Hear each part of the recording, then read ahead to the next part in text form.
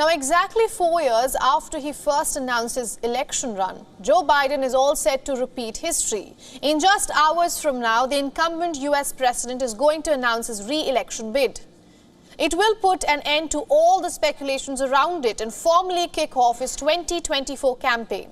He's already the oldest president that the country has ever seen, and he will be running for office at the age of 82.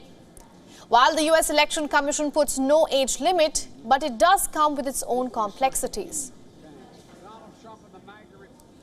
He's going to be 82 when should he be reelected, and if he serves out the entirety of a second term, he'll be closer to 90 than he will be to 80.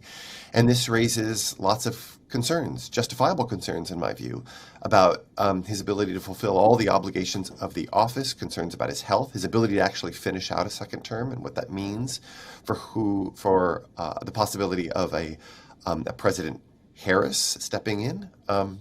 There are lots of concerns that are raised in that space. One more point on this, though, the front runner on the Republican side is no spring chicken either. If it ends up being Trump, he will be 78, which will be, should he win in 2024, that would make him the second oldest person to hold the office.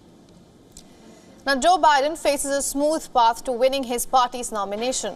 18 months before the D-Day, there seems to be no serious Democratic rival. But his re-election bid is not without headwinds. Biden's term saw some events that have reshaped US politics forever. It started with Capitol riots, then saw unemployment rise. Inflation hit its highest level since 1990. The Supreme Court overturned the only right to abortion in the country, and gun violence remains a rampant issue across the US. Back in 2020, Biden ran on some of these very issues. So what is going to be his strategy this time?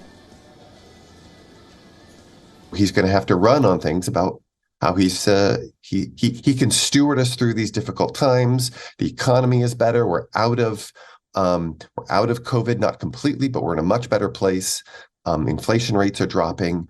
We're respected around the world in ways that we weren't before. These kinds of messages I expect to hear from a Biden candidacy, and I think he can readily run on those. Now, it looks like 2024 could be a déjà vu. Donald Trump is already running for the White House, and now with Biden also joining the race, it looks like a potential rematch. Now, both could face resistance from the public as a whole in a general election.